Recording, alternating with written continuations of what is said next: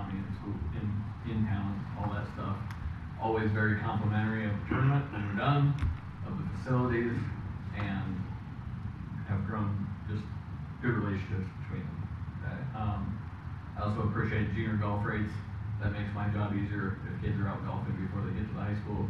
So those junior golf rates are a huge thing to growing the sport of golf and making our team better. Okay?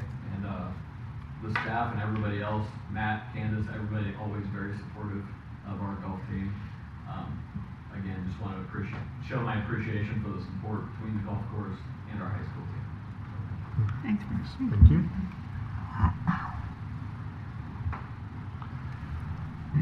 Allison McGuire. Hi everyone. Hi. I'm here representing Oskaloosa Main Street tonight, and Allison McGuire. I'm the chairperson of the board right now. Just want to give you an update. The biggest thing we have going on this month is we launched on February 9th a community survey in partnership with the state Iowa Main Street. We were selected as one of 7 communities, Main Street communities in Iowa, to receive a free transformation strategies service grant. So part of that includes working with the staff at Main Street, Iowa, making sure that the survey fit our community, and then making sure that it got out to as many people as possible. So we're working with employers, we've got our block captains going out to the businesses so that we can make sure that we're getting as much input from the business and building owners as we can. And of course, we would invite all of you to take this survey as well. So I did send an email to your city council addresses earlier this week with that link. It's also available on the Oskaloosa Main Street Facebook page. Let me know if you need a second link. But the survey is open until February 22nd. And then the last week of March, on March 30th at Bridget's Public House at 5 o'clock, there will be an open to the public community session where we invite people to come in person. They can hear the results from the online survey, but it's also a time for people to get more into details and talk directly with Main Street as well as Main Street, Iowa. And then we will take that information moving forward to develop our transformation strategies, which is our action plan for the next 3 to 5 years. So we really value all the input we can get to keep working to make downtown Oskaloosa the heart of Oskaloosa. So thank you all. Is there a goal, that number that you're looking for to achieve? Yeah, the magic number is 737 to get to 5% of our 10-minute drive time. So yeah, we're shooting for way higher than what the state has set out for us. We've got some ambitious goals. So yeah, thank you. Any other questions? Thank you. Thank you. Last is Jeff Smith. Thank you, Mayor and City Council and staff. Jeff Smith, Edmonton, 1807 Edmonton Drive, Oskaloosa, Iowa. Lifelong resident of Oskaloosa. And I'm here on behalf of Forest Cemetery as president of the cemetery. And on behalf of our board, we want to say thank you for your continued support of the cemetery. We know cities are facing challenges with their budgets, and you know well aware of our situation, and the model for cemeteries is a challenge too. But without your support, we would not be able to survive or manage, and chances are then you would have to run the cemetery. So anyway, we thank you very much for your support.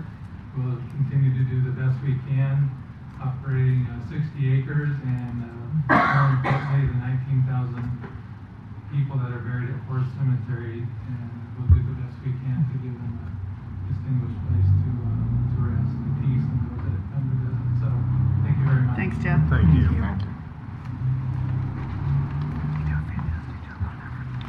Okay, so with community comments, next up is a consideration of the consent agenda.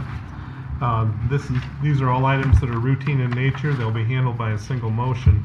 I did want to draw council's attention to item I, which is a resolution scheduling a public hearing for March 16th of 2026. This is to consider an ordinance amending chapter 1704 having to do with zoning regulations and 1705 site development regulations, and 1706, which is the supplemental site regulation. Also, item J, which is a resolution scheduling a public hearing for March 16th, levying a special assessment against private property. Item K is a resolution scheduling a public hearing on the vacation and sale of a 60-foot by 16.5-foot east-west alley that's adjacent to 601 C Avenue West. Item L is to consider a resolution scheduling a public hearing on the vacation and sale of the 54.5-foot by 12-foot east-west alley. It's adjacent to 307 Northeast Street. And finally, item O, it's considering an ordinance to amend Chapter 10.68 having to do with registration of bicycles. This is the third reading. So with that, do we have a motion of support for the consent agenda? So moved. Second. Okay. Any discussion? Roll call. Hermsen? Yes. Holbert? Yes. Ibrahim? Yes. Sword? Yes. Alden? Yes. Calgery? Yes. Dross? Yes. Okay, that passes. Next up is the announcement of vacancies we have on various boards and commissions. Airport Commission, we have one vacancy, term ending in December of 2028. Building Code Board of Appeals, there's one vacancy for an ex officio member. The Civil Service Commission has a vacancy for a term ending in March of 2029. The Historic Preservation Commission, two vacancies for terms ending in December of 2028. And our Planning and Zoning Commission, we have one vacancy, term ending in April of 2027. Getting into the regular agenda. First up is the monthly update on the YMCA Natatorium completion project. Thank you, Mayor, City Council. Before we get into this, just want to take the opportunity to thank Barry Martin for his leadership at the Mahaska County YMCA. Certainly played a role in getting this construction back underway and just having kind of eyes on the ground as we got construction and as we opened the recreation side back in August of 23. So thank you, Barry. With that, let me actually introduce Nick Liston with Carl A. Nelson and Company. We are entering, I believe, right at 7 months since we signed this thing in the contract in June. So with that, there's about 7 months remaining. Thought it'd be a great time to actually bring Carl A. Nelson in to kind of give a brief update, answer some questions that you may not have asked me or that may have come up that you have for him. So I'll do my presentation first and then I'll hand it to him. So with that, we'll go ahead and kind of, if you want to go to the next screen. Just recreation pool deck tile installation, as you see on the left-hand side, there's the before, there's the after. So that was just wrapped up last week. And so the tile guys have kind of moved out and then they'll be ready to move back in on the competition side when we're ready. We continue to see some more plywood go away, which is a good sign. The before and after of the outside view, before and after of the inside view. So those translucent panels, the white panels at the top and then that door really just give a lot of natural light in there. And I wasn't sure how much of a difference it'd make, but watching these guys work and just be in there, you can, I mean, it's night and day difference. So happy for them to be able to finish up with a little more light, and happy to see some more plywood go away. Here, just highlight that the third coat of the pool shell has been applied. Should be looking at some lane markers on what would be the left-hand side of the photo there within the next couple weeks. And then the picture on the right was just to capture the glass divider wall there, that has been complete with all the glass installed now. So really is really gives a nice view in there and kind of finishes up where you start to feel like we have a finished look on the recreation side. And then the exciting one for last year, just caught some pictures of, on the far left is to capture that there was one pour left for the competition pool basin in the wall, and then the next picture just kind of shows that the wall was poured with the pump truck there, and the wet concrete and we kept Mary out of that, so we couldn't.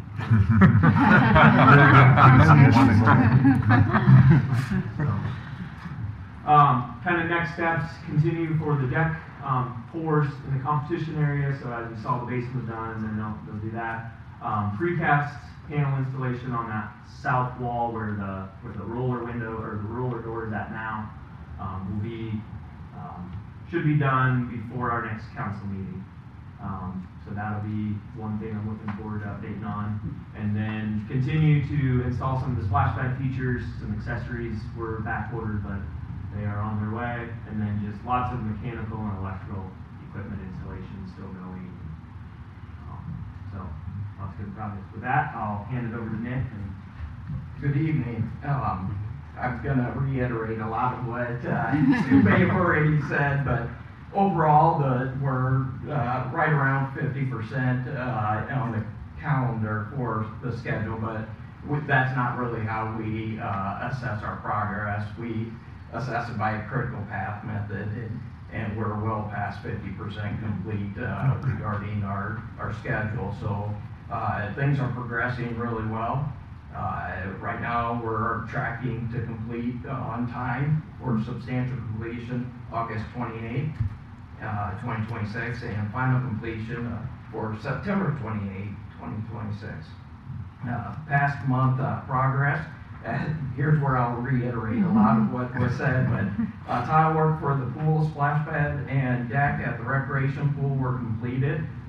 Installation started at splash pad accessories. We're still waiting on some of the items that were back ordered or parts for some of the equipment that was being reused as well. The demising wall, which Stu had mentioned was the divider wall, certain wall framing was completed and glass put in place. They do have the doors for that, although we are holding off on putting the doors just to make sure they don't get damaged. Railings were set at the recreation pool. The work continues with the pool mechanical room piping and equipment setting. The last of the competition pool concrete was poured last week, which was a big milestone for us. That really sets the tone of making sure that we're going to complete this on time. The last, over 50% of the pool decks have been poured to date, and the last of the backfill is going in place here the remainder of the week here. The insulated translucent wall panels have been installed on the exterior portion of the competition pool. This will allow for that soffit panels to be completed on the exterior now to give it more of a complete finish here. And then the west entrance to the building, that stoop will now be able to be completed as soon as the weather allows us to dig the frost foundation for that. Upcoming progress, the final coat on the recreation pool will be finalized really about by the end of this week with the lane striping, and there's some gutter painting that they need to do yet. The splash pad accessories will be completed along with a wire railing that divides the rec pool and the splash pad. At the competition pool, we will be finishing the backfill and continuing with the deck floors.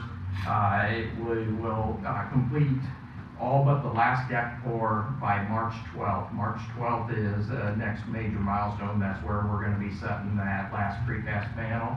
Then once that last precast panel is set, we'll pour the last deck pour as well. And then the FRP return air duct is being completed this week as well. That'll allow us to finish backfilling the last of around the competition pool so we can finish the deck. And then the prep work for the precast walls and the pool will begin this month or towards the end of this month, and then continue on into March. This is where there was a lot of progress taking place that you guys visually will see, and then now it'll look like it's slowing down, although it is not. This is where you get into less trades being able to work in there at any given time. time just because of some of the finished work that'll be taking place and the need to exhaust the air out around there. So as far as site work, we'll start up as we get into spring here in March. So we'll get into we'll dig that exterior stoop footing, and then the sidewalks will begin. And then we can wrap up with the finished grade and landscaping here towards the end of April and beginning of May. And then as far as budget, we're currently within budget. We feel really confident and comfortable with the budget where we stand right now. Construction cost build to date around 55%. So that's trending real close to the schedule as well. And then as far as change orders, we've had 2 change orders. One that's currently in front of the city council tonight. Both have been credits back to the city. The current one is for a back charge we had to one of our subcontractors for some cancellation of some testing.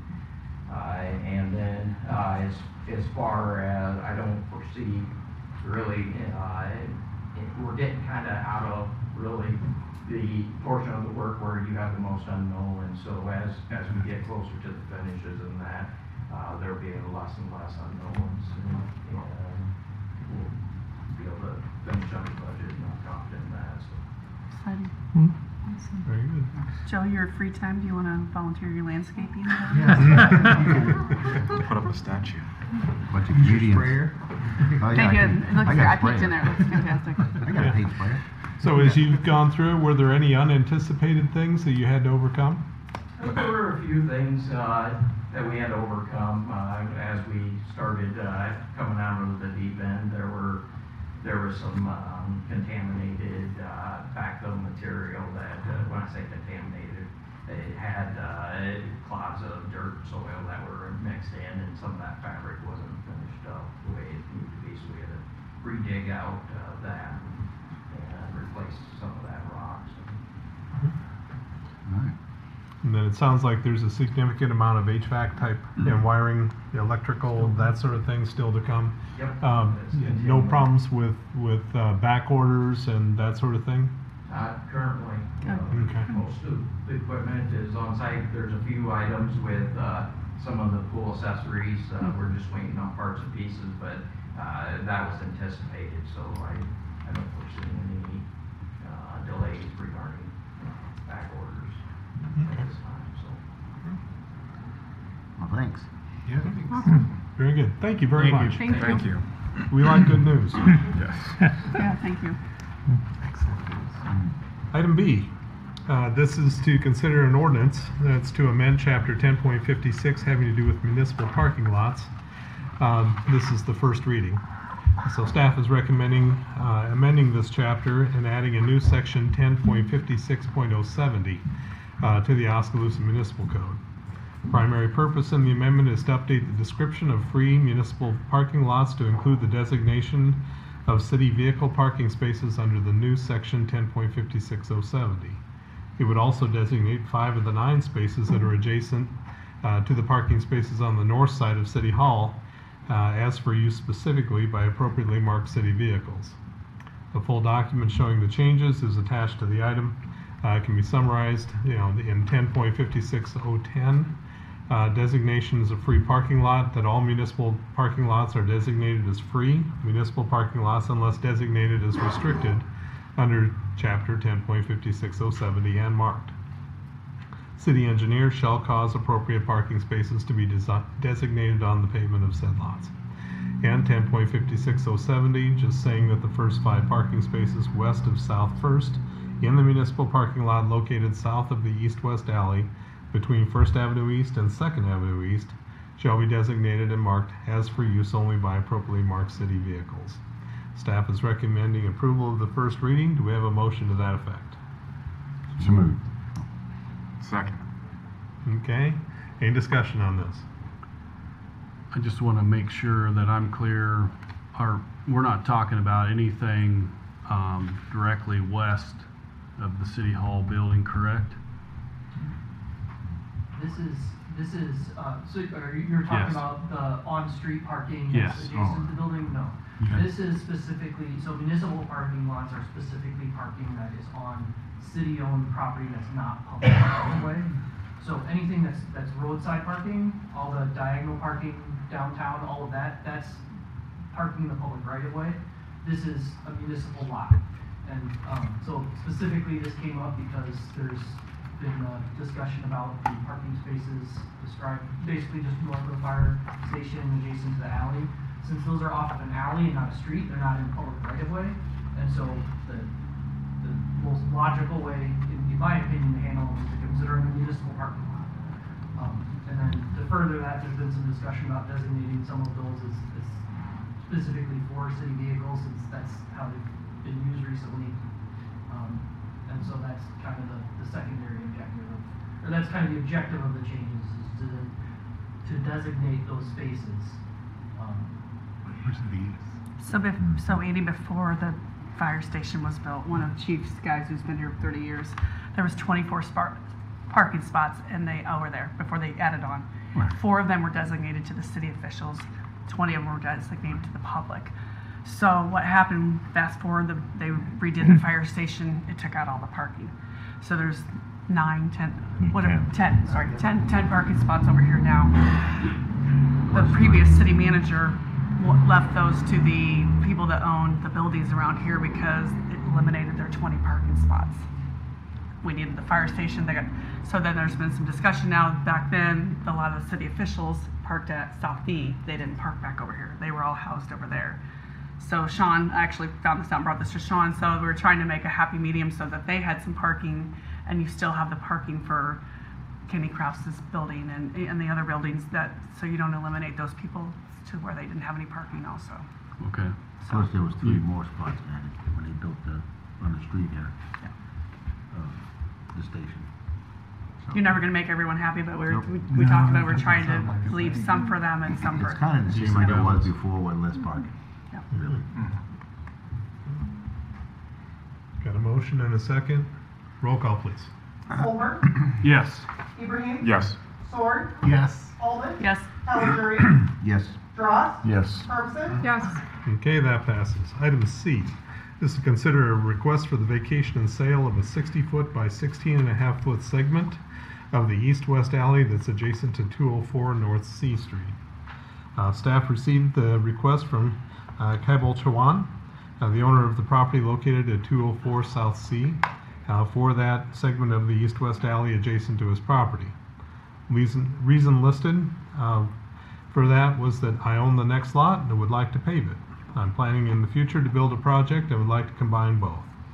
The subject street is located in a commercial CC zoning district.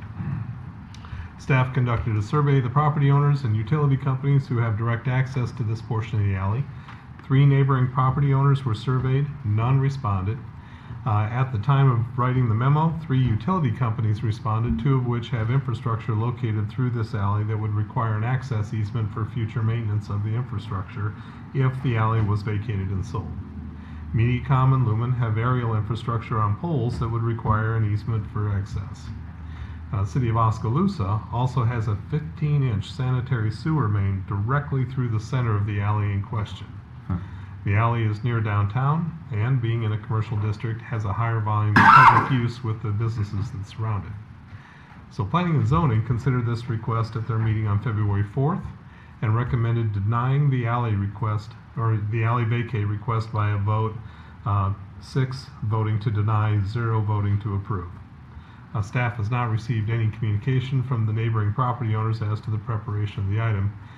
And so we need to have a hearing on this, so now's the time for interested persons to express their opinions concerning the vacation and sale of this alley. Do we have anyone here who would like to speak? Okay, seeing none, I'll close the public hearing. Do we have a motion of support?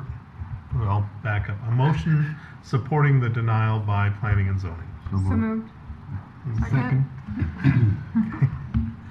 Any discussion? Roll call, please. Ibrahim, Yes. Sword, Yes. Alden, Yes. Caligiuri, Yes. Dross, Yes. Hermsen, Yes. Holbert, Yes. Okay, that passes. Item D. This is to consider an ordinance to amend Chapter 13.08 having to do with the sewage system of the Oskaloosa Municipal Code. Staff recommending an ordinance amending the chapter. The primary purpose is to update the user charges to reflect the annual rate increase. Also, charges made to the user charges for industrial sludge deliveries, both to update the date and to add clarity regarding the procedure for accepting industrial sludge.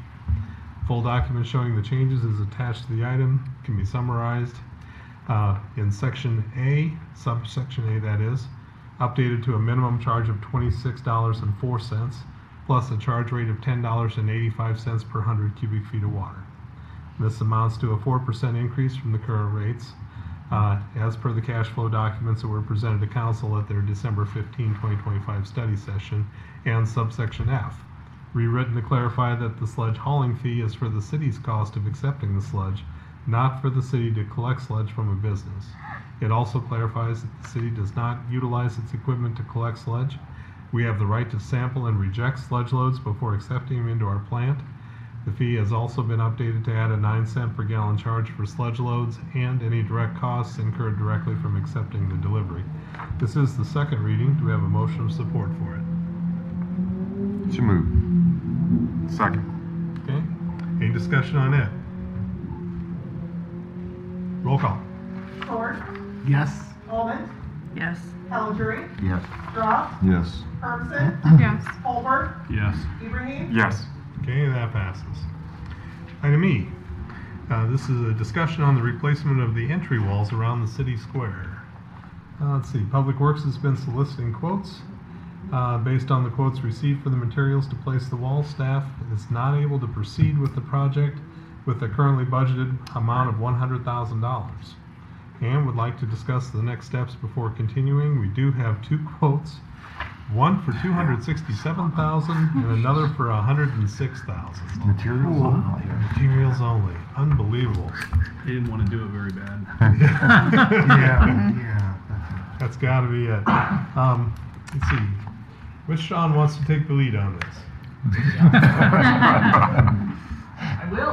You get all the bad So news. yeah, obviously our quotations for materials are quite a bit different. When I was estimating this, I was having to use some precast walls as kind of a baseline, and I did add some buffer to that, but I was still coming out around 60,000 was what I was thinking the materials were going to be, and obviously we exceeded that pretty significantly.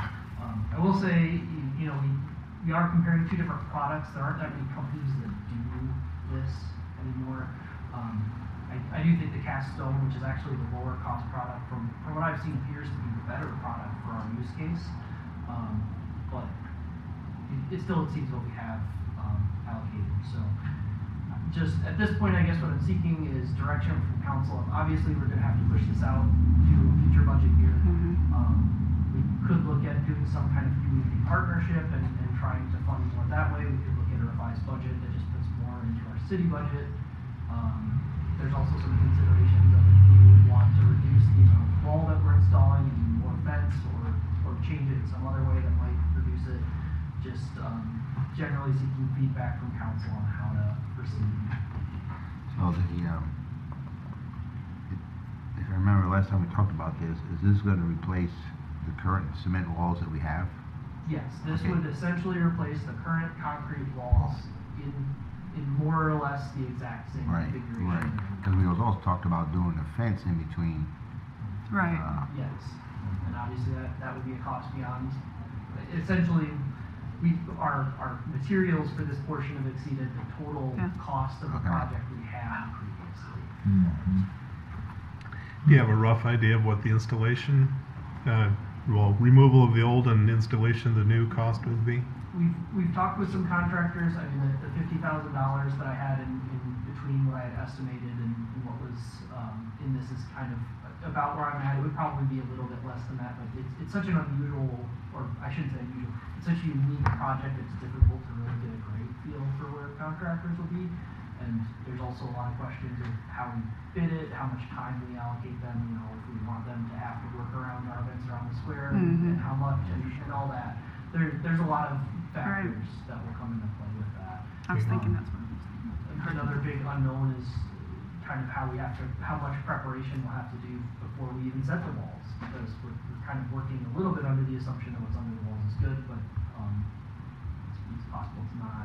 That wouldn't be a huge cost, but they're things that take time, they're things the contractors might have to consider. I would imagine our staff could remove the walls at least if we wanted to take on that cost, that would be something I would assume our staff would be perfectly capable of. Sean, do we know how long that's been there? How long Yeah, do we know when those were, I mean, any idea? No, how long they've been there? They've been here longer than anybody that. Can remember this them. room has been here. Okay. But, Well, there's some old pictures of Oski. Andy, do you remember them being built? Well, no, I don't. My question, But oh, I just don't. I think, this quote includes the fence or just the cement? This is just for The the cement. stone or cement walls. Okay. This does not include defensive costs. All right. I believe when I quoted that, I was getting quotes around 20,000. Mm-hmm. All right. How long did you have it open, or is it still open? Quoting? We haven't bid this project yet. This is just, we're reaching out for material costs, because again, because it's a specialized project, we're probably not going to bid it in kind of the traditional bid way. We're probably gonna look at getting some materials and getting a contractor involved. We're gonna have a product that we're specifying rather than just kind of saying generally that we're bidding it. So the two people that gave us these quotes, you just reached out to? Yes, we asked them what it would cost them, or what they would bill to just For the build the material. material, Okay. build the walls that we're going to install, not to actually come and install them. Oh. They don't perform that work.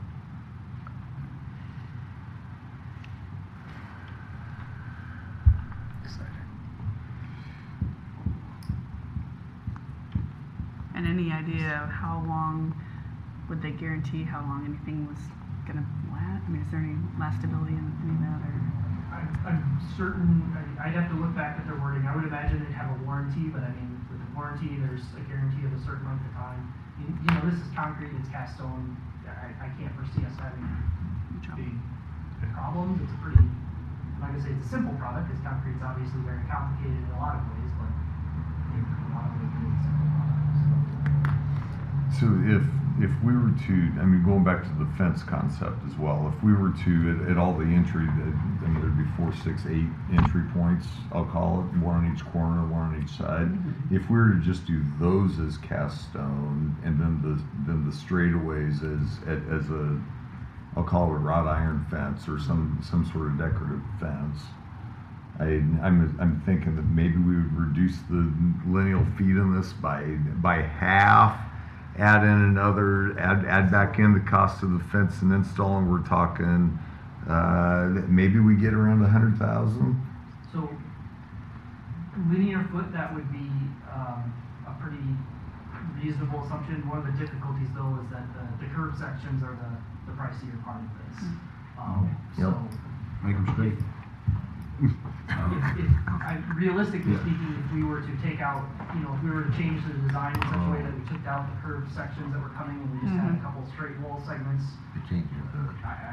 we could, if we were to take out those curved sections, it could potentially represent saving more than half of it. I would have to go back and look at that estimate, but there's, we don't wanna make that kind of change arbitrarily. We wanna discuss. Yeah, we got brick inlaid near that wall too, don't we? Yes. Yeah, that's gonna change that too. Although that brick is just set in place, it's Yeah. not, But there's it's not brick, poured into cement, wall. something. Yeah. Yeah, so a contractor will be able to just take those out, do what they need to do and then replace them. Okay. It's not, it's just laid on sand. Yeah. Hmm. So I thought it. And obviously, at this point, we have more time, we can continue looking at other options, just if there's a general feel for what council wants us to start looking at, then we can start looking at options. Is there any current safety hazards, or is it just the aesthetics of it? There's a couple individual sections of walls I'd probably want to look at, maybe doing some short-term patching. I don't think there's anything that we couldn't come up with a shorter-term solution. We hadn't been planning on it because the plan was to do this, but there's at least a few individual segments we should probably do some grouting or something on if we're gonna not move forward now. You think it'd have to be this year? what you're talking about? For a quote. No, just the repair that he's talking about. I think we should. If we're not gonna move forward this year, I think we should do the grouting just because there's gonna be a lot of uncertainty. Some of the walls have some pretty good sized breaks that Yeah. I don't think they'll fall apart, but that's not something I'm You want to test, yeah. And so, at this point, we're talking about just, pretty much replacing the walls that are there. If we did want to do a redesign of those, would that fall under some of the restrictions of being in an historic place in Oskaloosa, that the Historic Preservation Commission would end up putting their stamp of approval on it and going through that review process? Yeah, I mean, we're certainly, we haven't gotten to the point where we've approached the historic board yet, just because we were trying to get these materials in line and things like that. So we certainly will be going to them with this design, whatever we end up with, or even if we want to consult them as to what we want to do, but. Yeah, because Yes. before the wall, it was a picket fence, right? Back in the day. Yeah, well, something to tie your horse on. Well, I did. I would hate to materially change. I mean, we talked about the curved walls. I would hate to take those away. You know, and if we're talking about if we think that because the straight sections are the cheap sections, which I agree with you, Sean, that instead of saving 50%, you're saving 25%, then you still got to go put the fence in. I mean, it's almost a wash when you're done. But if you think that the install's 50, so we're talking about 150 instead of 100, and we maintain the historical integrity of the square, it's something we have to consider. Now, do we have the extra 50 to spend this year? I'm not real comfortable Andy with says that. no. But we would have some time to work through that. Yeah, at this point, I don't think it's realistic for us to move forward this year, regardless of what direction we decide to go. Agreed. We're going to be reorganizing to do this hopefully next year. So, in that sense, yeah, we have time. I'm more than happy to look at any options. I can look at what the option is, even if we don't want to move forward with it, I can look at what this price looks like if we were to cut out the curb section or do some kind of alternate design like that, and just get some ideas of what those prices could look like. That would certainly be something I can bring to the council if you want to see that. Okay. And then from a budgetary perspective, can we, scare quote, bank some of the money that was budgeted for this project this year and roll it into the next year's budget as kind of a down payment on this project? Yeah. Okay. Yeah. Yeah. Okay. Okay. Will we try to do the repairs by ourselves, or will we also be seeking someone to do those? I'll talk with my staff and see if that's something, I would think that's something we could do. It's, Okay. grouting is not. That's kind of what I thought too. Yeah, Just it's- one day It's ask. not something I feel like I would need to go out and get a contract. Okay. Awesome. Thanks, Sean. Any other questions from council? Okay, very good. Moving on. Gets us to item F. This is a discussion regarding the city's treatment agreement with Oskaloosa Food Products. So staff's had ongoing concerns regarding the wastewater being accepted from Oskaloosa Food Products under the terms of the treatment agreement, and have had to reject waste from the facility. As Oskaloosa Food Products contacted City Council and the Mayor directly, staff has prepared a presentation on the circumstances leading up to the current situation and where the agreement currently stands and next steps. So it's my understanding that, and in fact I asked for it, kind of a presentation telling us, how did we get to where we are now?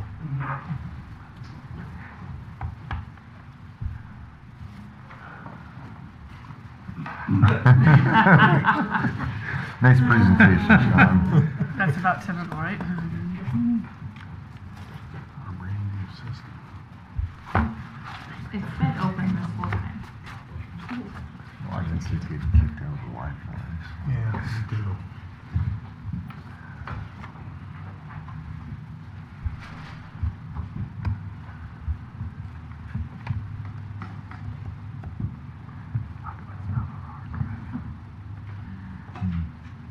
Sorry.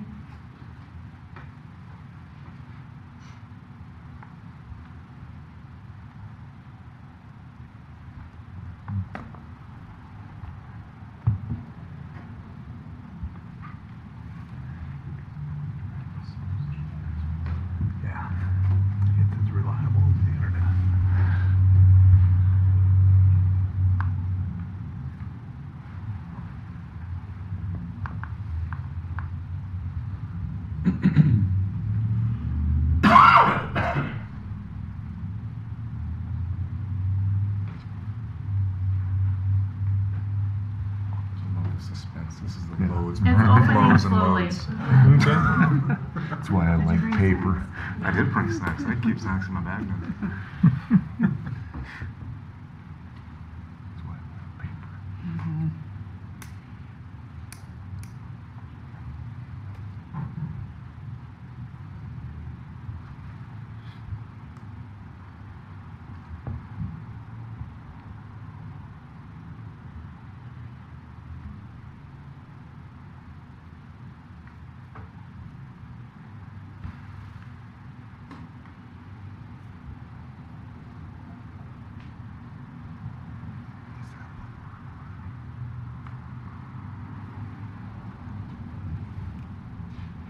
That was not working. Mine's not working either.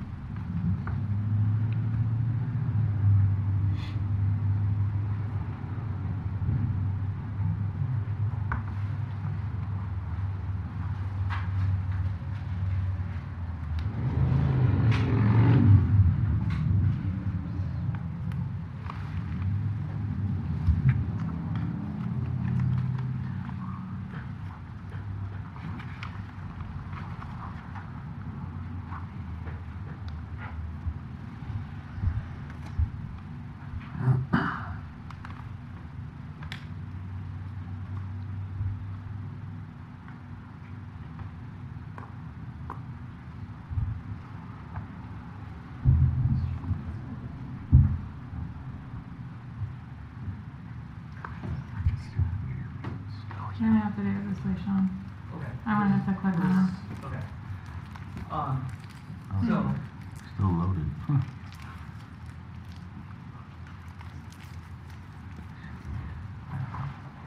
are you able to, I know maybe not full screen, but can you make that a little bit Mhm. more of the screen?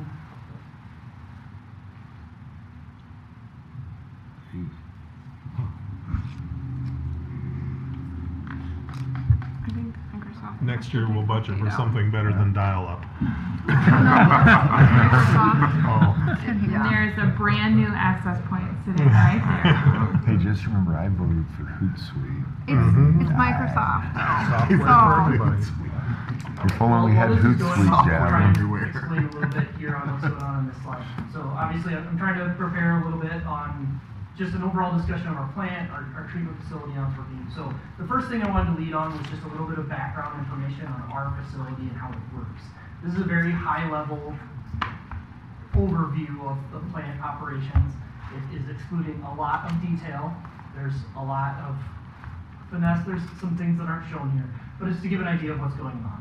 So the first thing that we have coming in from the left, we have inflow wastewater. That's everything coming in from the city, everything coming in from businesses, residents, anyone who's contributing to our system, and this is specifically for the Southwest plant. There's also the EQ basin, but essentially anything that goes into that just ends up coming out in the inflow. So that's what you'll see is what we'll call the raw wastewater coming in. From there, it's entering through the headworks building. Then it goes into the primary clarifier, which is the first level of treatment. It goes through the aeration basins, and then the final clarifiers, which the final clarifiers, there's two ways that it can go. A lot of the heavier, the sludge, the untreated things that just didn't quite get treated, they're solids that settle out. Those end up going to anaerobic digester. They go through another round of treatment, and then either they're sludge and they're hauled off the facility, or their return flow back to the inlet and they go through the whole cycle again. The other thing that can happen at the final clarifier is that we have the clean water that's outflowed to the stream. So the main points to remember from this, or the point of showing this, is that the three things that you're going to see here are the headworks building, the inlet flow, the primary clarifier and the condition that's in, and then the final clarifier, and knowing that that's our last stage of treatment a lot of the time.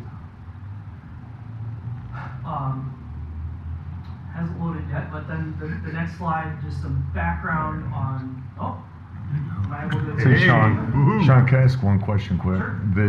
The outflow to the stream, that's the piece that our DNR permit is, I mean, is that what we're measured against? On what we're discharging back to the stream, or? So the DNR permit is not a single faceted item. Okay. We certainly have other things about the plant that they want to see. But at the end of the day, the thing the DNR most wants to see, and I think all of us want to see, is that the wastewater that we're outputting to the streams, that's the goal of all of it ultimately. And so, the DNR will tolerate a lot of stuff if we're working on it and making things right, but that's probably the one that I think we'd all agree that no one would be okay with something happening. Okay? So then, background on treatment agreements. So, Oskaloosa Foods operates under a significant industrial user under the city of Oskaloosa. So fundamentally, what that means is they're operating under our permit, and we're agreeing to accept their wastewater, which we're assuming is going to be have higher treatment needs than, say, a house. That agreement outlines the acceptable waste to be discharged to the city, what quantities they're allowed to discharge, and it's actually conditioned on the SIU meeting all of the applicable standards and requirements of the DNR and the EPA.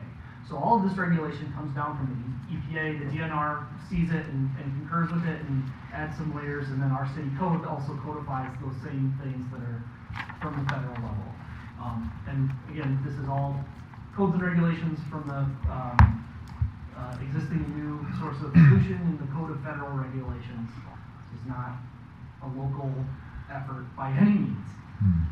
So then going to go through a timeline of events of where we ended up at where we're at. So November 13th was the first date that we'd seen some unusual activity.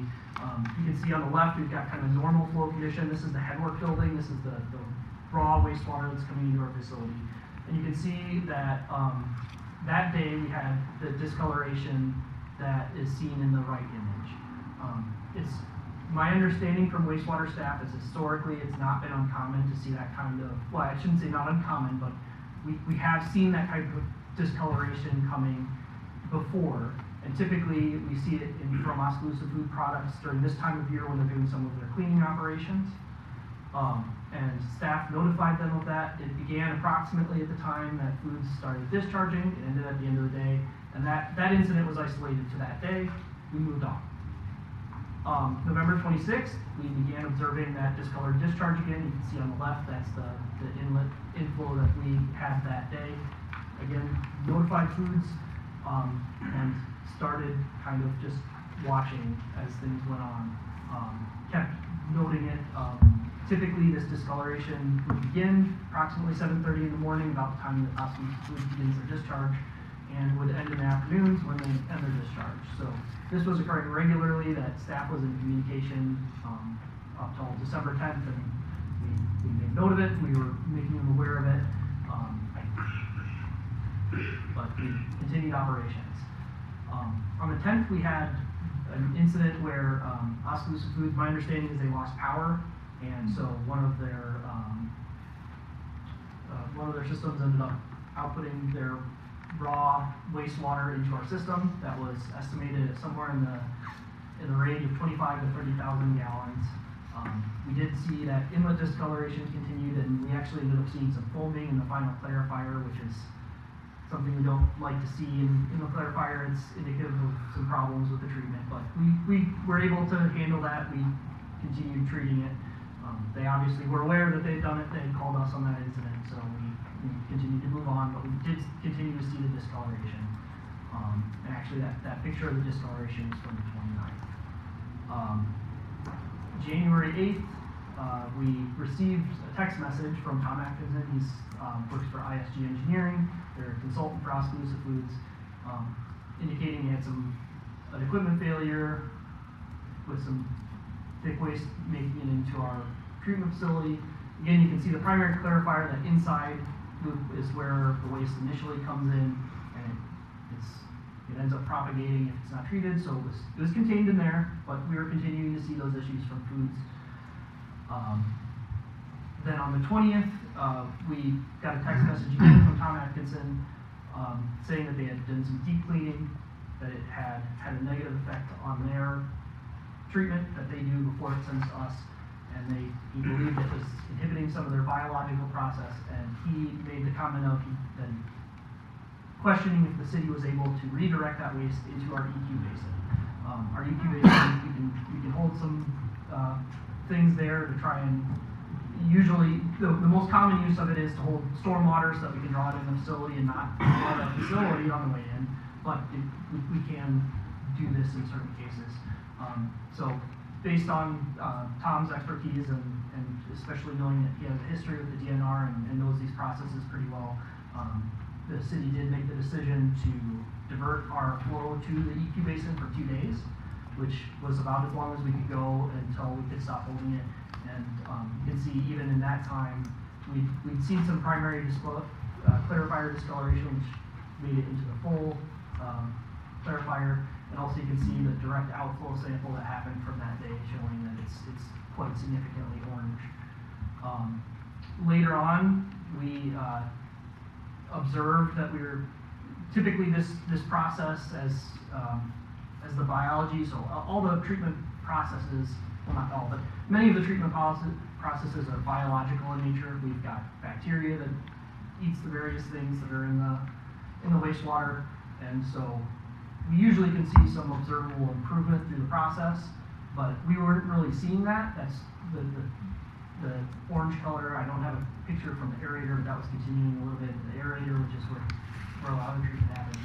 And actually, at a later time, staff, during the visual measurement of the biology that they do under a microscope, it looks like we lost about 80% of the biology that does the actual treatment. We're guessing that some of whatever cleaning process had impaired foods treatment capabilities had also made it into ours and done the same. But Can I ask you a question right there? certainly. So what happens then at that 80%, if you want to call it loss or death? What are the consequences of that? Yeah, we can see that. So I jumped a gun, huh? One page. So here you can see the January 22nd, we see the primary clarifier. You can see that orange is really proliferated very deeply, spread throughout the entire thing. And then the second picture there is the final clarifier. And the final clarifier is very similar to the primary clarifier, where the water enters from the center ring and then it ends up going out. My understanding is that staff has never seen this orange from previous incidents at Oskaloosa Foods or any other treatment make it into the final clarifier like this. And this is when it was really the red flag for us that something had gone wrong, that something had occurred. So we noted that. We started talking with the DNR about this because we were trying to understand how we could handle it. Obviously, if this discharge were to make it into the stream, then we would have a violation as a city. And so we were really struggling with what our options were, how we could handle this, how we could get this under control. And the DNR at that time indicated to us that it was likely necessary for us to start refusing discharge. So on the 22nd, January 23rd, we received another message from Tom Atkinson saying again that the discharge was thick, larger decant, and kind of suggesting the possibility of bypassing their treatment and sending the direct raw sewage to us instead of discharging from an upset system. There's a phrase in there you're using, it was a larger decant. What does that mean? The decant is one of the liquids that's pulled from that. That might be a better question for Eric Miller. The decant is just what's being sent to us. The solids settle, the decant rises, and they send that to us. Oh, okay. So that's just a higher amount than normal. Okay. So, I probably didn't ask you the right question then. Okay. Or phrase it the right way. So if you got to 80% or you lost 80%, what did you have to do and how long did it take to get back to full life? we are not. Zero. Okay. We're in the process. And of what do trying- we normally run at? As in terms of If we lost during these events, we went down to the biology was 80% dead. Is it normally 100% alive? And how do we get back to that? 80% would be 80% of what we typically expect to see. That's what that measurement Right. is. And so normally it's 100% every day, unless There's there's some variation. That's why I'm Eric asking. can speak to that. So, when you look at a microscope on a weekly basis, a couple times a week, you get used to seeing, in one slide, you put the microscope slide in, you see 30 bugs active immediately. Move around, you see a lot more. So when you put that slide in and you only see 3 bugs moving and you see a bunch of dead ones, that's how you're kind of based off of the 80%. So like right now, we're up to maybe 70% back. Seven? Slowly coming back. Okay, sorry. So how long does that take to get from Well, that is 70 to adding, 100? we got some bugs, as you Oh, call them. you have to Delivered bring to them us. in. We're throwing 10 pounds a day into it. So far, we've already done 70 pounds bugs and some nutrients, basically steroids for the bugs. And that's over how many days? That was started last Monday. We got them delivered. So about 7 days, 8 days, and you've gained 10%, I'm hearing. Right. And we want to be at 0% dead or 5% dead, or It just Well, varies. that's why I'm asking. And correct me if I'm wrong, but my understanding that 80% number you're saying is basically saying that 20% of what we'd expect to see alive was alive. Is that? Yes. It's not saying that, we don't expect every single, you would expect to normally see some bacteria that was dead just because there's gonna be dead bacteria around. Okay. Okay. But yeah, 20% of what we'd expect to be alive was alive. And even then, that's a visual estimate, it's not really a hard number. Okay. Mm-hmm.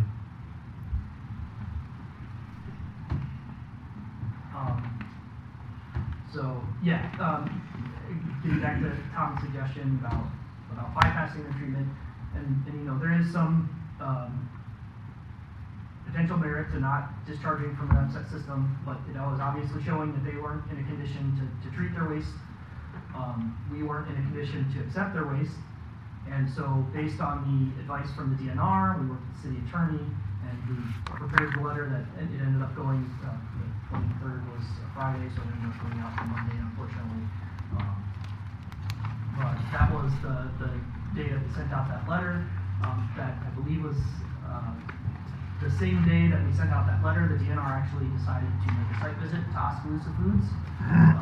They toured the facility, and at that time, they indicated to them that they would be issuing a notice of violation, which they did end up issuing later. And that was when we received the first email back that I believe that letter or that email went out to all of council. And yeah, Jason's letter stated that some of what we had put in the letter was factually inaccurate or incomplete, and requested 30 days to remedy it, which we didn't really have the opportunity to give any additional time from the timeline because we were at risk of discharging into the stream. So then we did have, so Oskaloosa Foods did cease discharge on the 26th. On January 29th, they did begin to discharge again without having received any formal issuance from the city. They discharged for about 2 to 3 hours. We're not 100% sure. Within an hour of seeing the discharge, in the Headworks Inlet, you could see it was a lighter tone. They did limit the output they were doing. So it was a lighter tone of orange, but you can see in the sample from OFP's outlet, the measurement that we take directly pulling from what's coming out of the facility, not what's making it art, that it was a very thick, deep orange. We actually did some testing on that later, and it ended up being a slug load, which is basically saying it's got more solids content than they're allowed to output on a permit. And actually, in the time that they were discharging, we saw about 1.5 feet of sludge blanket that built up in the primary clarifier. Typically, we would expect to see 6 to 8 inches over a full 24 hours for the city. So, a pretty extreme amount more than we would normally expect to see. And we did clarify to Foods at that time that if there was going to be if there was going to be any authorization for them to resume discharge, it would need to be in writing just to prevent any unclarity from future incidents. Then February 4th was when the DNR formally issued their notice of violation to OFP, which that ordered them to immediately stop all discharges that would cause interference or pass through the city facility. And then after that date, we had a lot of correspondence. I didn't want to go through day to day all of this. A couple of these are the letters that were sent to City Council from Oskaloosa Foods. Some of it was correspondence to us, to their attorney, which happened. We did I will note on February 2nd, we had an informal meeting with Oskaloosa Foods to discuss what was going on, to try and understand next steps. We did discuss at that time doing additional informal meetings, and then the following day we started seeing the letters coming from ORP's to City Council and to the city, and their attorney was speaking directly to our attorney. And so since that continued correspondence with Councilor King, that's why we're here. Then next steps, what our plan is for reestablishing our treatment. So the first thing that we're working on is restoring the biology at our treatment facility. This is what we were agreed to before. This is what we're trying to start again. We have $11,000 in enzymes that we've purchased, and we're applying to try and restore that biology. There are other costs. This is just one portion. Based on our city code with special charges because of what happened, our plan is to forward those costs on Oskaloosa Foods to restore our facility. Then once we've restored that operation, we'll need to start drawing down the 2 days worth of waste that we are still holding in our EQ basin. So that's our next step. That may be a challenge. We've been doing some testing on just batch samples on the surface to that, and it is very basic, which basic is the opposite of acidic for pH. And also, we have not been able to get a good reading on ammonia that's in that. It actually exceeded what our meter can measure for ammonia, and that is a surface grab sample, which is a lot of what's been sitting in the EQ basin has been sitting for a few days. So obviously, the stuff that's at the bottom is going to be much more concentrated solution. So we will have to do with that.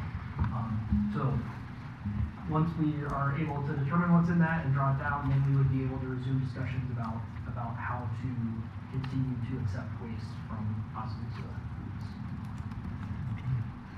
Do you have a timeline, a ballpark timeline that you think that could happen? It really depends on how well the biology comes back and really what we have to do to treat that waste that's in the basin. Like I said, that basin waste is just, we don't really know very well what's in it. And the thing that I worry about is that if the cleaning chemicals that caused our biology to kill off of our biology is in there, we're probably going to have to handle it differently and come up with some kind of different plan on how to handle it than we're able to. And my understanding is that we can't really get a good measure on, because we can't open up that pipe, we can't get a good measure of what is settled in there. And how often, Sean, are we testing to see, is it daily, hourly, multi-day? I mean, how often are we testing to see where we're at? Just every couple days. Every couple, okay. Do we feel confident this is enough enzyme to handle it? Eric might be able to speak a little bit more, but fundamentally what we're talking about is biology. Right. No matter how much we feed it, there's only so fast it can reproduce. Right.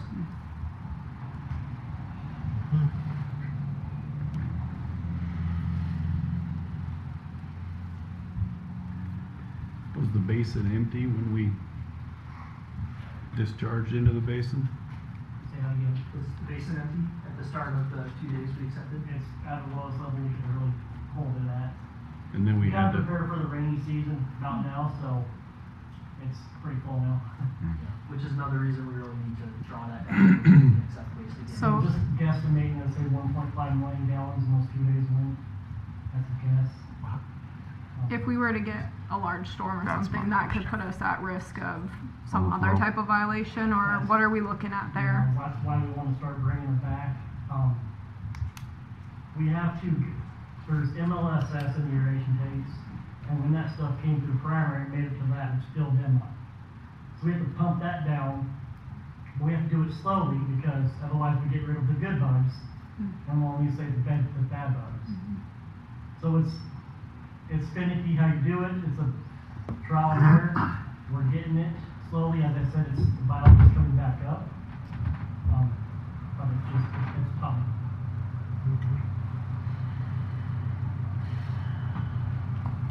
Can we even ballpark a time? I would like to start bringing back the lagoon fairly soon, a little bit at a time.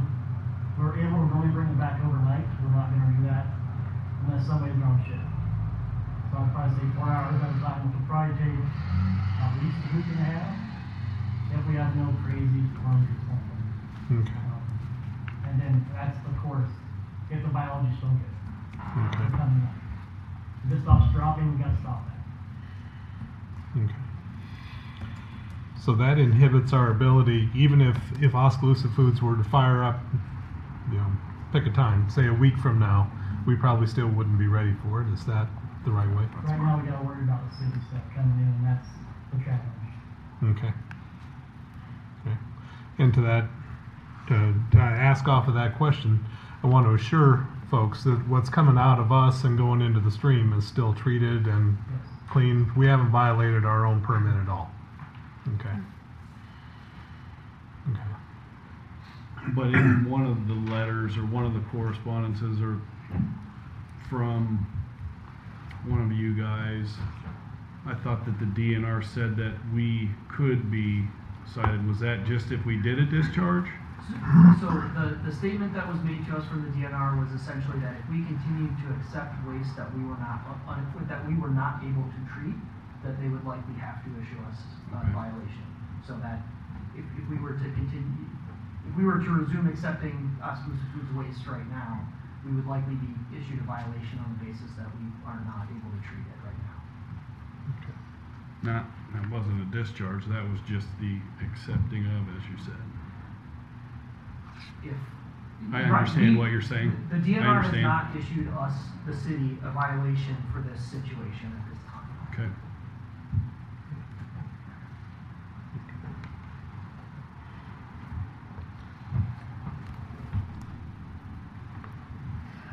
So that puts us in a holding pattern for as long as it takes to get recovered, which we think will be at least a week, probably maybe a couple, 3, depending on how My goal things is to go. be within a month, and that's just my idea. The cold weather we've had slows things down. Last couple days of nice weather made things increase and work better.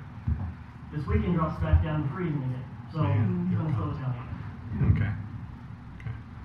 If it was a nice 70 sunny day every day, we'd be great.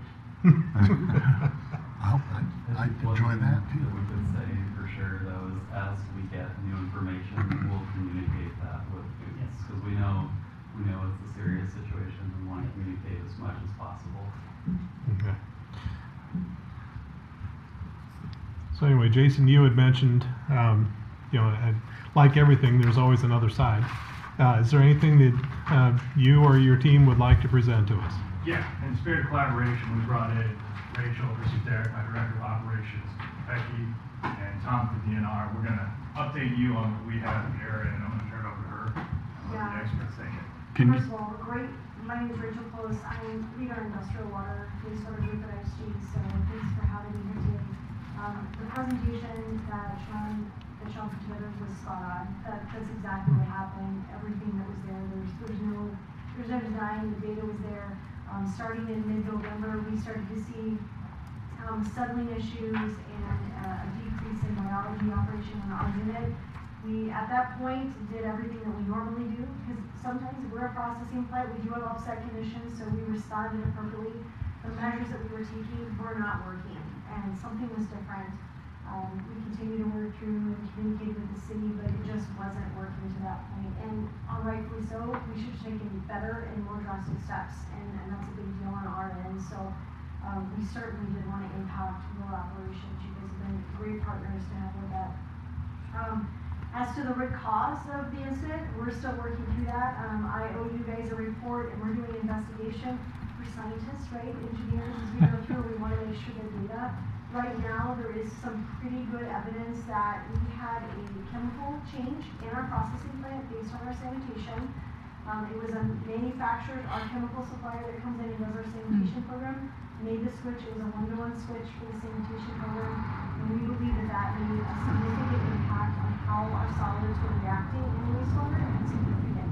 That chemical has now been removed from the plant. It's no longer there. We've gone back to the original component. The biology has been restarted in our process, and then in addition to that, if you guys drive by the plant, we've added a temporary secondary treatment component. We want to make sure that there's a secondary protection for in the event that we've got upset conditions or any components. So in the process right now is we are building a building which will house a secondary DAC system, a dissolved air flotation. All those extra solids that Sean mentioned as we were coming through here, those will all be protected and removed. So we'll have some really good clean water as we move through the system.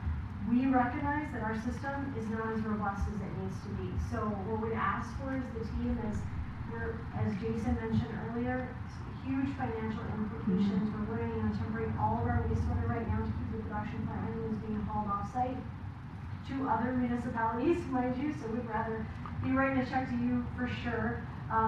But as that comes into place, we want to make sure that we've got that under control. So what we've done is we've recognized that our system is not as robust. It's an old system, similar to what you guys were talking about earlier with Strand, is we need to make some upgrades to our system to make sure that we've got a robust system that can handle that.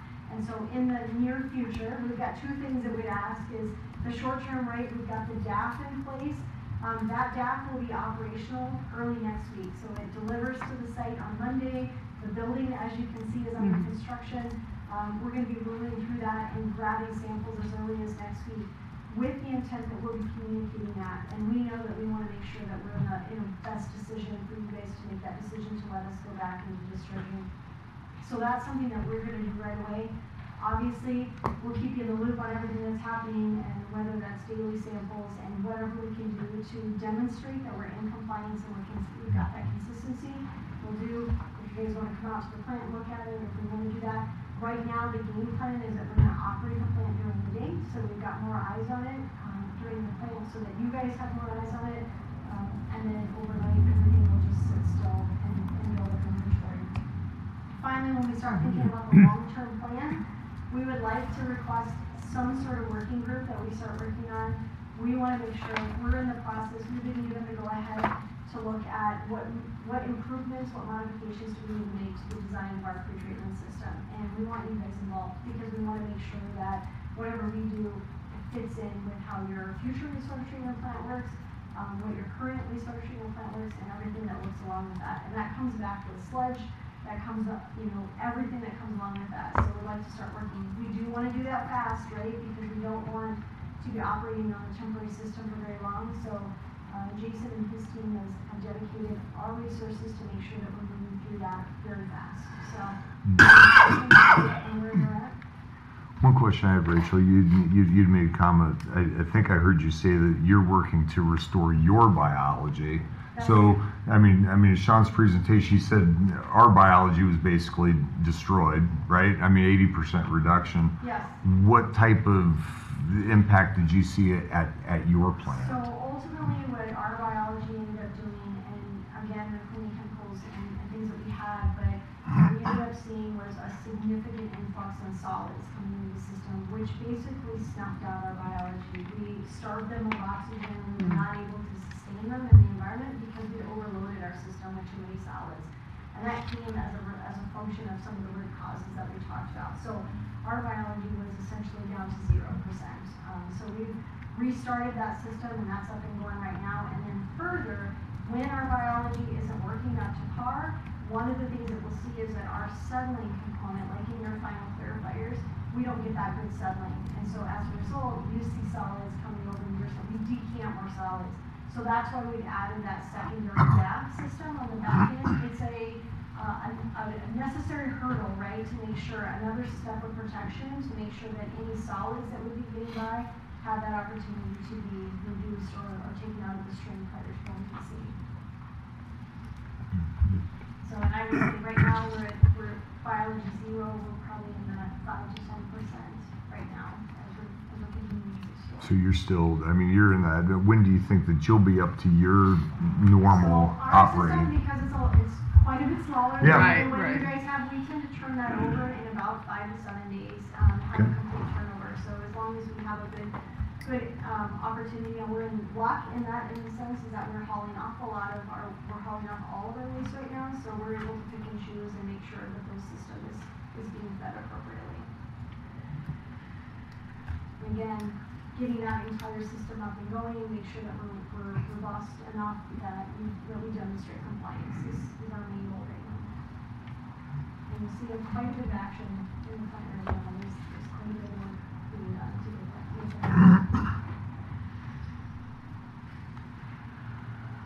If I could, the cleaning chemical you changed to, could you clarify what that was? That might be helpful for us in looking at the basin. For sure. I can share with you some of it. We're still under that initial investigation, and I hate to speculate and kind of badmouth the chemical. Yeah, but that's fine if it needs to be shared directly. Yeah, Just we'll share that with you.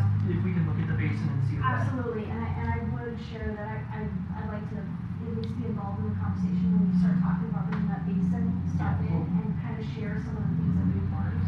We definitely want to be proactive on looking at some of that stuff to make sure that there's not a negative impact. I like that idea.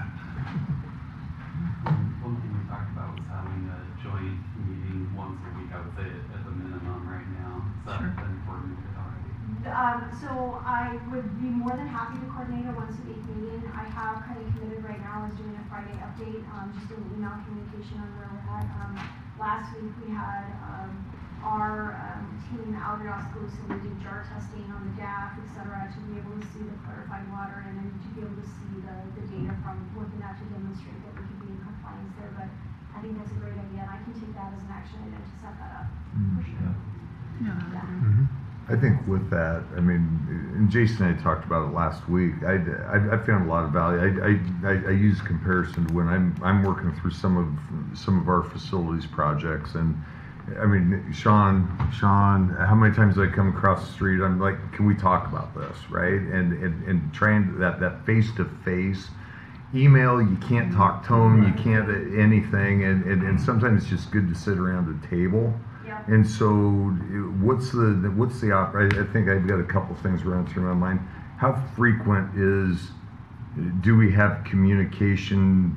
I'll say verbal, at least verbal communication between city staff and OFP staff under normal circumstances. Sure. I mean, does anybody have?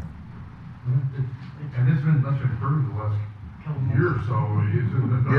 It's bi-weekly, I would say, a couple times a month. Okay, good. Yeah, good. That's great. Between myself and Bobby and Eric and Kelly, depending on what's going on, it might be once a week, might be every couple. Okay, good. Good. Good. So there is there is regular dialogue that is happening. Yeah. Okay. And so as we're working through, you're working through restoring your biology, we're working through our biology. Does it, rather than just trading emails, does it make more sense to sit down, team to have those conversations and questions, generate questions and dialogue? Just ask them. And you know, that's what we tried to do on the February 2nd meeting. Mm-hmm. That was our approach. We mentioned the desire for informal meetings, but you know, when we received emails to all the council members and also to coming through attorneys, we kind of were forced to change course. Next question I have. Let's say that again, Eric, right? Yeah. We're working through restoring our biology. Rachel just said that the biology at OFP's plant will likely be restored in advance of ours. Right. If their plant gets in order, but ours is not, that still prevents us from accepting discharge.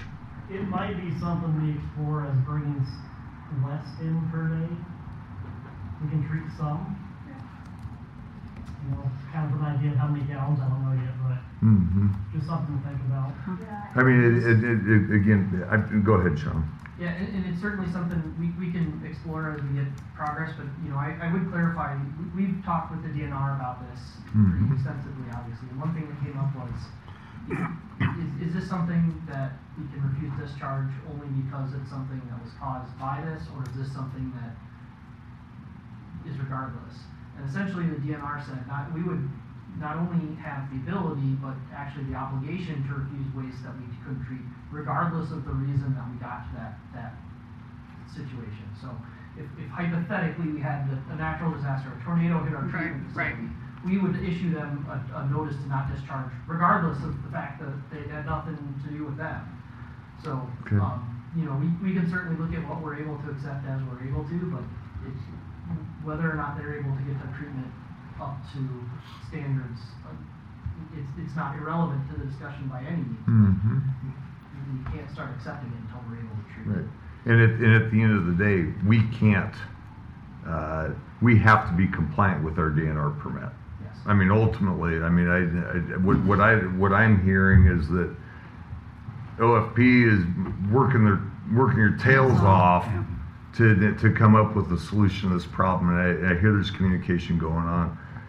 Sean and Kelly and Eric and Bobby and everybody on our end, we're trying to figure this thing out. We're buying bugs, enzymes, not bugs, right?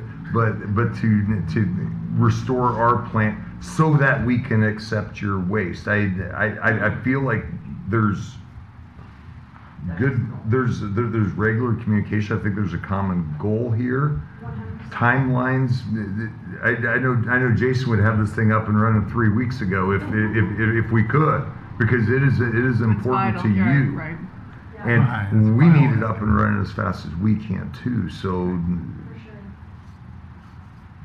Yeah, what we don't want to do is we don't want to cause any additional impact on your facility. So what our timeline right now is, you guys know of the significant timeline or significant importance that we have on your end. We know that it's important on your end as well, just as important. So we're just going to continue to work with you, and then when you guys feel comfortable with that, I think we'll want to make sure.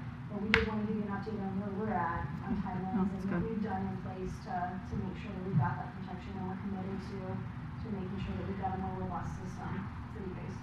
For sure. Other questions from council? I am curious. You did say that essentially you're having to ship your waste to other municipalities. Correct. And are they able to handle it because they have different systems, or just because of the amount that's going in, and so it's a lot less and they're able to kind of deal with it that way? So it's kind of a little bit of both. There are multiple communities that will accept septage in a sense, or waste from other facilities. We contracted initially with HydroClean, which does a lot of that and has contracts with, so they basically got space at other facilities. And so it's dependent, and again, those facilities are looking just the same as you are. They're making sure that their system is robust enough to handle it, which means that they're testing the waste prior to it being received. They're making sure that they're handling it in a certain place. Most of the places that will receive septage like that will have some sort of EQ tank that they will be able to receive it in, and then they can slip it into their system, at a slow rate, just to make sure that they're managing that. Thank you. The other major component of that is we're sending them that raw waste. And so we're sending them that waste before it goes into that treatment tank that's been upset. So they're not getting all of those solids and things that went down the line. So they're taking that raw waste and treating it before it gets into the system. So it's a different makeup, different chemistry of what they're seeing. Okay. Brunel's city manager reached out to me just to see, should we be taking this waste? They're just kind of concerned about the situation. I said, if you have capacity, absolutely take this waste because they need assistance. So you're right. It's a different situation right now than it was a while ago too. So they're glad that they can do that. Yeah, and again, we want to minimize as much. We don't want to ship out as much waste as possible. We want to minimize that as much as we possibly can. And we want to make sure that it's meeting those. So things like pH and solids and things like that are tested as it's being received at the other facilities, and they're looking really carefully at that as well. I have a question more so for our team, but for the EQ basin, when we start bringing that back in, do we have enough, I'm just going to reference bugs, to help with that? Or are we going to have to be buying, do we have some on site that we can, and we're not going to have to be waiting on them? Yeah, I have about half of that shipment already that was on that paper. Okay. And the rest of it probably coming this week, if not early. Is it that, oh, I'm sorry. No, no, you're good. Is it that little bag you showed me? Yep. Oh. Looks like candy. Joe's got himself a new job. Thought they were gummy worms or something. So among the other concerns that have been expressed, that there was also, we've had our fire department called out regarding the folks complaining what they think might be natural gas. We've got Mid-American who's been contacted likewise. So are the steps that are being taken by Oskaloosa Foods, would they have an additional effect of controlling some of the contaminants that can get into the air? Yeah, so any time a wastewater system, and we've probably seen it in every wastewater system out there, whether you see a temperature change or a change in the biology, or specifically a change in concentration of dissolved oxygen in the system, we start producing more anaerobic waste, and there is an odor that comes along with that. So the healthier our biology is, the better the odor comes of it. However, we'd like to understand, dates and times of those odor complaints so that we can tie that back to specific dates to make sure that we've got that resolution completed. And then obviously, as we start thinking about future requirements for pretreatment, and as we start thinking about that future application, that would be definitely something that we want the city to put in and some feedback on what those requirements are. Is there any technology out there that if you do have your biology upset, and so now you're releasing that nitrogen, is there any kind of a way of trapping that, scrubbing it, filtering it, in some way neutralizing it so the surrounding neighborhoods are unaffected? Yeah, there is opportunity to scrub gases and go from there. This does usually include containing those gases. So you've probably seen the basin at Oskaloosa Foods that's open to the atmosphere because we're aerating that system. In order to contain those gases, we have to cover it and contain that. I will tell you the most effective way for reducing odors is to prevent the issue in the first place and make your system robust. And I like to think of that as a hurdle system. Things like equalization tanks on site so that we can contain waste and slowly feed it into biology. We're a processing plant. We do have spills. Egg does spill. So making sure that we've got some of those accommodations so that we can use those components. And then also looking at the different types of technology. The technology that is out at Oskaloosa right now is incredibly effective when in operation, right? And at a certain period of time, it aerates, and then once it gets to a certain point, then all the blowers are shut off and everything settles to the bottom, and we decant that clean water off the top. There are different technologies that we can explore to look at that creates a little bit more consistent aeration and a little bit more robustness where our bacteria levels are higher, so that in the event that we did have a chemical issue or a chemical interference, we kill off a small portion of the boats, not all of them. So there's all those different things that we'll explore as we start looking at a more robust system. And we definitely want you guys involved in those conversations. Okay. Yeah, I appreciate that. It would certainly encourage if there's some fail-safe way that even though you're having a problem, the neighborhood doesn't. Would appreciate that. For sure. Okay, so it sounds like we have a bit of a strategy involved. Setting up the weekly meetings and the teams that we'll meet. I'm sure we can select the folks on our side, and imagine you've got some ideas for yours. Yep, yeah, we'll set up the weekly meetings to make sure that they're in person, so we're communicating what our time frame is. I'll also include a Friday summary just so that we've got it documented. I like documentation, make sure we're all on the same page. And then finally, just as a conclusion, next week we'll be starting up the DAP system. At this point, we'll recircuit back into our system. We'll start taking samples. We'll be able to demonstrate that. Obviously, we'll want you guys to come out and take a peek at it and see how things are looking and look at some of those sample data so you get some feedback there. So continue to move forward. We just ask, keep us in the loop and let us know what we can help with so that we can resolve the issue as fast as possible. Okay. Appreciate that. Thank you very much. Thank you. That gets us to the end of our agenda. City Manager, anything addition? Okay. City Clerk? Okay. City Attorney? Nothing, thank you, sir. Whispering secrets. Hey, Abu? Rhonda? No, nothing.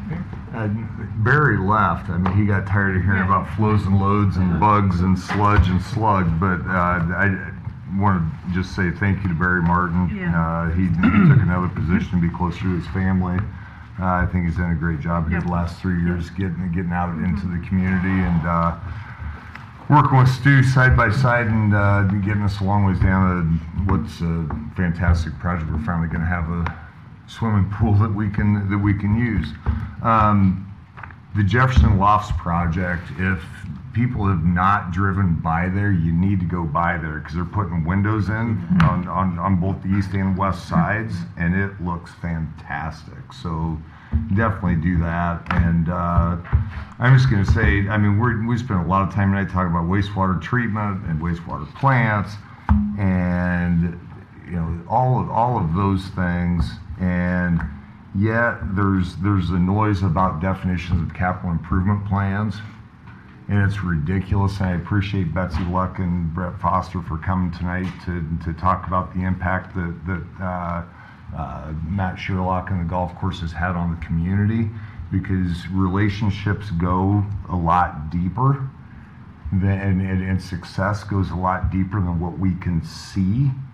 And that's something that we can't forget. And again, just like us, the situation we just got done talking about, it's all about relationships. It's about communication. And I'm tired of noise. I don't know about anybody else, but I just want to go play golf. All right, I'm done. Yeah, Allison presented earlier regarding the community survey. So if everybody could fill that out, we'd really appreciate that. Especially since this year is the 40th anniversary for Oskaloosa Main Street, third oldest Main Street in Iowa. So that's pretty exciting, and what a great honor to have that. We wouldn't have a lot of grants or improvements to our downtown without that and the support of the city as well. So thank you to everybody for supporting that on behalf of them. And then also, it looks like we're going to get snow again, unfortunately. So thank you in advance to our road department, and then utility workers and first responders. So really appreciate what everybody does in the city staff.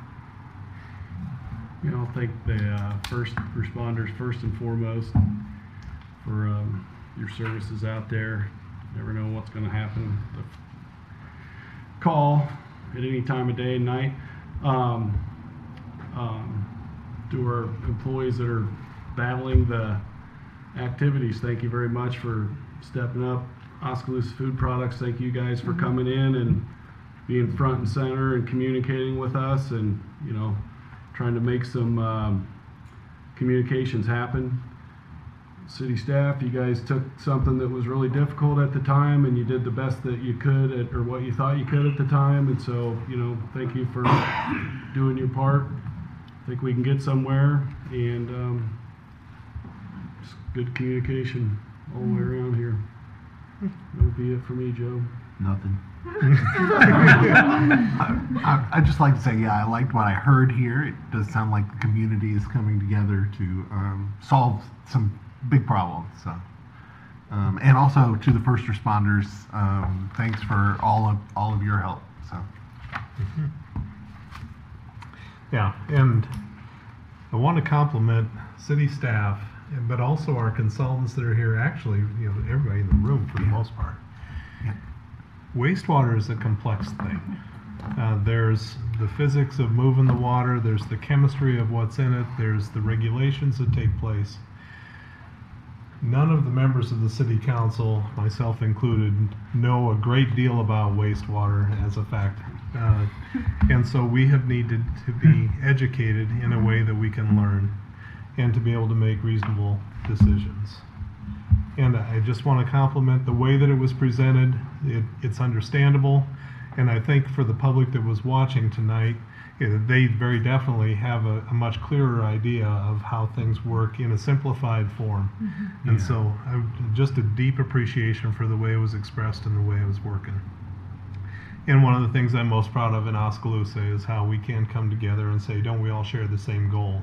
In the end, aren't we all on the same team? So, with deep appreciation, thank you to everyone concerned with this. Do we have a motion to adjourn? Move. Second. All in favor say aye. Aye. We're adjourned.